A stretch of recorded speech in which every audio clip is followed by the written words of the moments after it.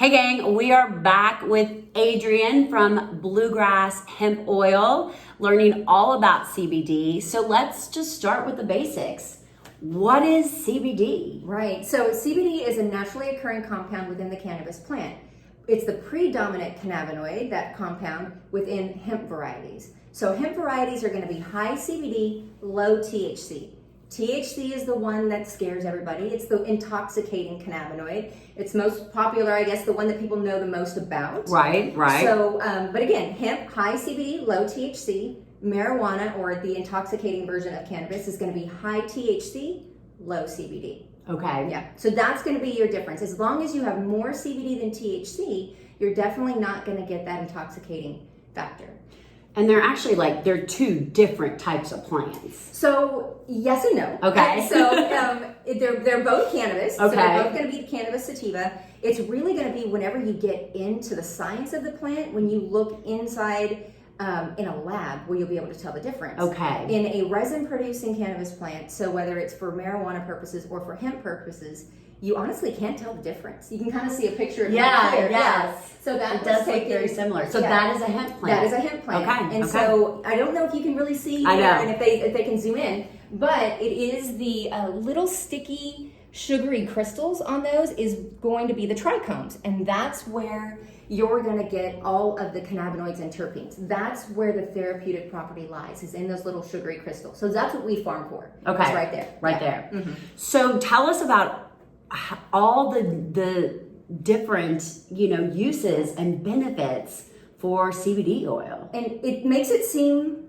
crazy. It makes it seem too good to be true, because it really does. It has the potential to help with a variety of conditions. Okay. And that's all in the way that it interacts within the body. Right. Everybody has an endocannabinoid system. It sounds like a made-up word. I promise you it's not. Right. It was found in the 1990s, and it's a system. Oh, really? Yes, it's very recent. Wow. Very recent. Actually, I guess it's longer than I think. I know. 1990 is that's my generation right there. But yes, that was. It's actually further back than what we think. It was a lot of years. It was found then, okay. And it's actually responsible for managing our body's homeostasis. Okay. So it's a regulator. So things like that manage our mood, our appetite, our sleep patterns. But it's bidirectional effects, meaning that somebody who has too much of an appetite and someone who doesn't have enough of an appetite can see the regulating factors that CBD can bring to it. Wow. Yes. So it's very individualized. Very individualized. Okay. And that's why everybody sees benefits at different times. Different things. And someone may see,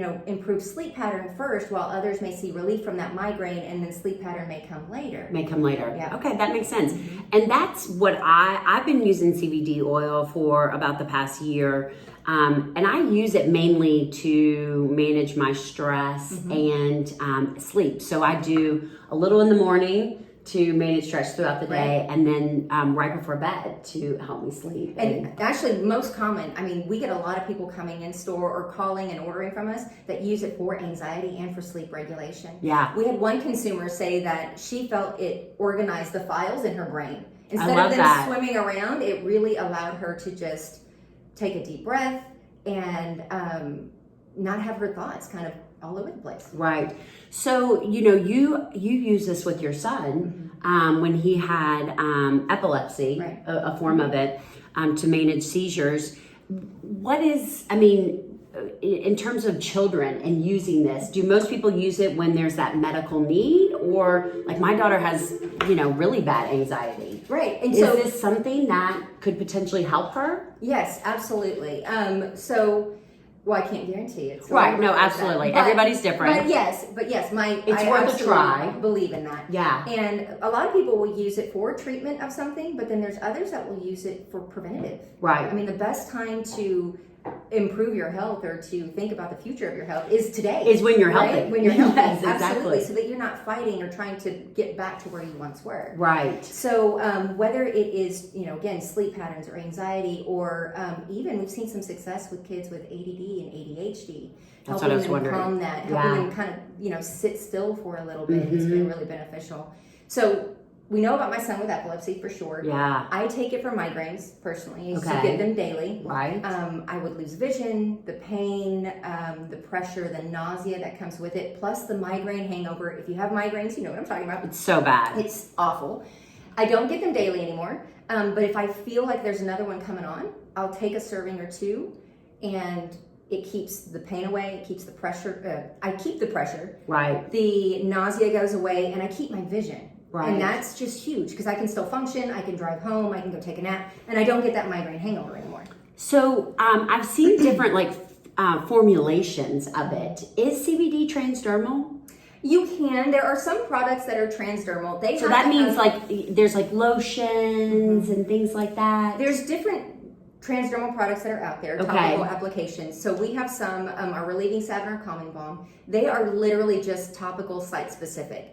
We don't produce anything that's going to drive and break through and go into that blood barrier. Okay. There are producers that do that. Right. They just want to make sure that you know that. And again, that's just as important because I know that there's some questions about THC being in there and what that means for a drug screen. Right. So you want to keep that in mind even with topical products. Yeah, we're going to talk about that in another segment. But so are you saying that the benefits are just different with a topical product versus an oral product? It's not getting in the bloodstream? Yes. Okay. So the best way, we always recommend that ingesting it is going to be the best way. Whether you have pain, inflammation, anxiety, ingestion is going to be the best way to get into the bloodstream, have it work through your body.